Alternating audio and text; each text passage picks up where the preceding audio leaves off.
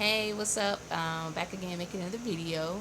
Um, Last video I made, I touched bases on the Kundalini and rituals, how it seems to be going through different phases and how the phases that it takes you tend to be very ritualistic.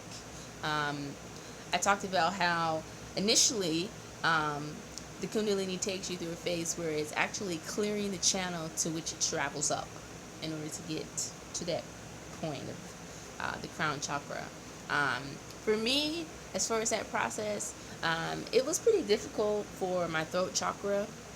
Um, what really helped with unblocking it was stones. I used some turquoise, and almost instantaneously, I was able to clear it out and get the energy to travel up, and then it just went through a phase of just continuously just uh, going through that and really just getting it really cleared.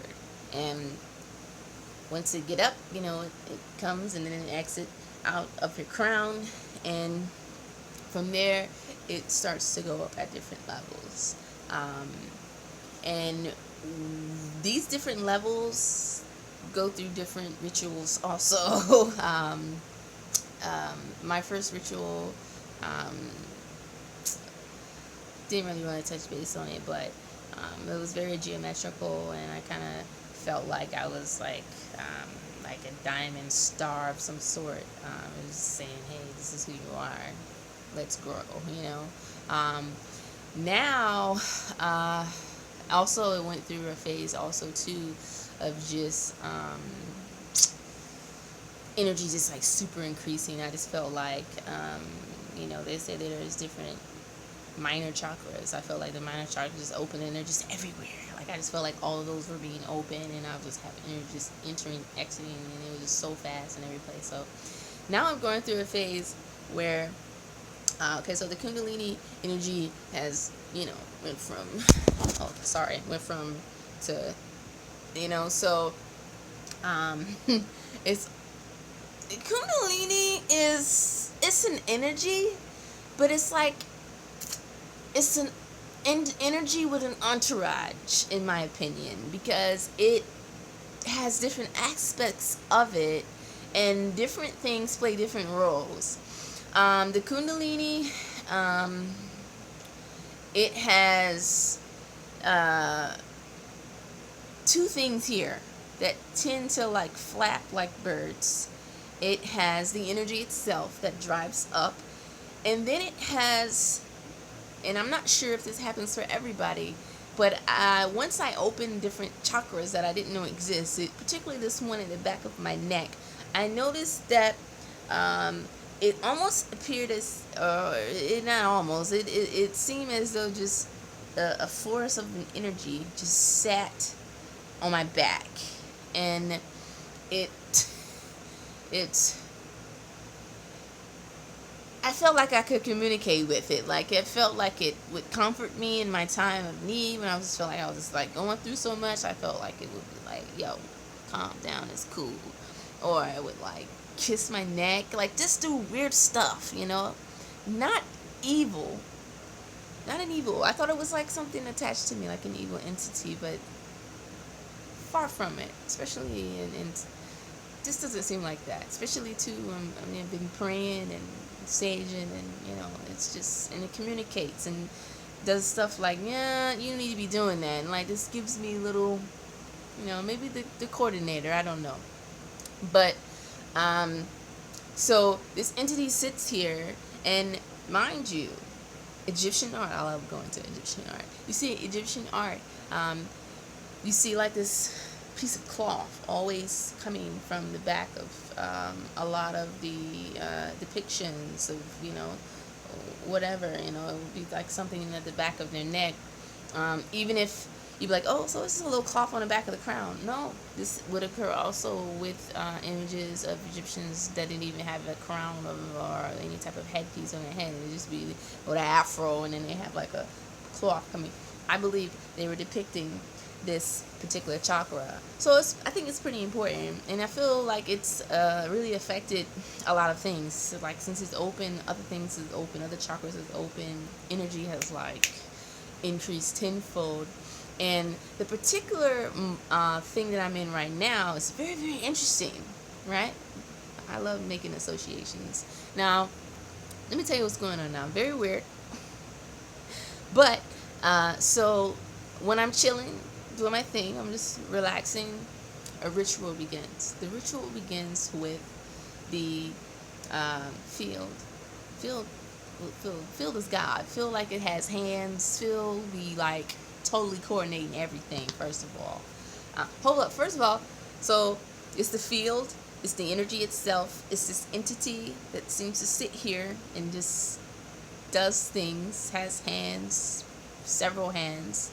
So it's the energy. The energy feels snake-like, of course. So you feel like it's snaky. And then you have things here flapping on the side of your hand. And then you have like chakras here that kind of come up. They just do weird things. So these here, always doing something here. You know, I don't know if these are like antennas. I don't know, but they do interesting things, and they're different from the rest of the things. So I don't know. Maybe somebody is feeling these particular points too, like just like a rod is coming up, and the rods kind of do their own little thing, you know. So I don't know. But what's happening is the field. It feels as though there is like a ball, and like a rubber band. And it's like the ball stretches out, right?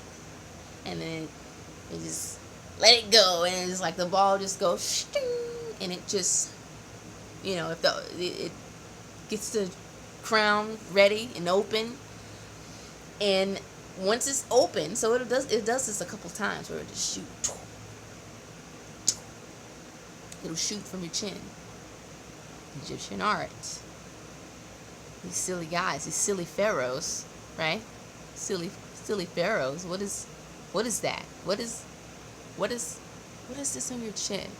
Why do you have that? Why is that there? Is that a beard? But why is it underneath your chin? What is that? All right. Enough said. Anyway, so it gets cleared. Chakras open. You feel it open. Like, dude, it's wide open. Like, stop it. Like, what are you doing? The entity mounts. It's very felt. It mounts. You feel it kind of spread out a little bit. Dude, I'm not tripping. And your boy comes. Stretches out. Shoots. The entity of some sort mounts, gets there, catches on to that, and starts to rise. So when I say it starts to rise, how do you know it's rising, Carrie? First of all, it feels like a string is coming out the center of my head. Feels like a string, right? Very felt. And I can feel this thing that's been stuck on my back start to ascend off of my back. And it starts to go up. And it might get stuck. Oh, that's okay. I'm going to help you out. Shoots back up. And it starts to go. Right? And I'm like, wow. Okay. You just shot up. You just shot up. And I don't know what's going on. I have no idea what's going on. But before I can say ABC, I feel something else on my back. So I don't know if this is like what astral projection is. I thought when you astral project, you feel like you're projecting your mind. No, but I'm here. I'm clearly like, dude, you just astral project. But, you know, it's my mind's here, and clearly whatever was on my back has went. So I don't know if it's like coming down after, and it's like, okay, let's do it again. I don't know, like, or humans on the playground to another type of realm. I don't know, but that's only I would think that. But the process seems like maybe it's a trial and error thing. Maybe I don't have enough energy right now, and they're just doing like, you know, getting prepared during practices. I'm like thinking in my head, like, what is this, like NASCAR? You see NASCAR when, the cars are, on the track, and then they stop, and you got these guys that just come in and they do their thing, and then it just goes off. I'm like, they feel like they're doing that, getting ready for the big show. I don't know, and it's like, when I say they, I mentioned, the different parts of the Kundalini, but it's stuff that's flying and pulling and doing things. I'm thinking they're little angelic beings, and they're like, ugh, come on. I swear to God, this is in my mind. I don't know. This is what it feels like. And so basically what I'm saying, that there's astral projection, and it's kind of like Slingshot with a parachute thing, and then it shoots up. Yeah, that's what I'm saying. So I don't know, but what I do know is it's very persistent, because like I said, it's back down. Oh, you're back again, and it goes like through the process again. So I'm just like, also, like, it's just, am I being used? Like, is this, like, hitchhiking my body? No, hitchhiking. I don't know. This is just my brain thinking. Like, I'm just thinking, because I'm just like, what else can I do? Clearly, I have no control over what's going on. So I just have to just think of things. Or, or the big show has not occurred yet. And this is just like, we in test mode right now. And we just waiting for when we get enough energy. God, it's more energy. But to really get up there. But it feels as though it's a good 50 feet when it goes up. So it's like, jeez. Yeah, so yeah, and yeah, sound like a fucking crazy. This is what's going on. What am I supposed to do? Mind you, I made a video talking about, oh, well, manifesting, you think things, yeah, this is a mind thing. But clearly, I didn't chop this up. I'm not chopping this up. Like, I can't, that's why I had to, like, come back to myself and be like, hold up now. Hold up. I ain't chopped this up. Like, who, boomerang, no? Like, not a boomerang, but, like, slingshot. Like, you slingshotting from my chin, and yeah, so